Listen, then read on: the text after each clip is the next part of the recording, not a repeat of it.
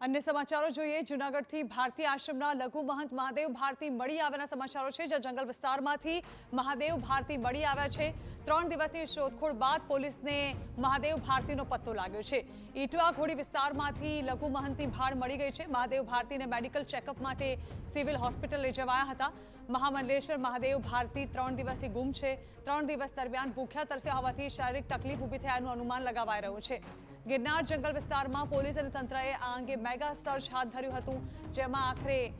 આસંત મળી આવ્યા છે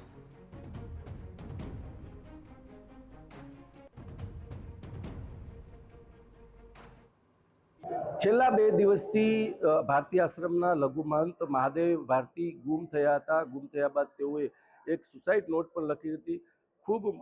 પોલીસ જે તપાસ કરી હતી અલગ અલગ ટીમો બનાવીને છેલ્લા 2 દિવસથી પોલીસ તપાસ કરતી હતી ગિરનારના જંગલમાં 7 થી વધુ ટીમો બનાવીને તપાસ કરતી આજે જ્યારે મહાદેવ ભારતી ઈટવા ઘોડી પાસેથી મળી આવ્યા છે આઈસીયુ રૂમમાં તેમને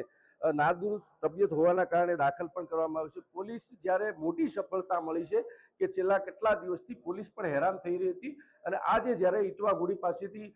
તેઓ મળી આવ્યા છે તેમની તબિયત નાદુરુસ્ત છે હાલ તેમનું આઈસીયુમાં સારવાર પણ ચાલી રહી છે અને સારવાર બાદ પોલીસ તપાસમાં ખ્યાલ આવશે કે ખરેખર તેમને ગુમ થવાનું કારણ શું હતું વિજયસિંહ પરમાર TV9 જૂનાગઢ।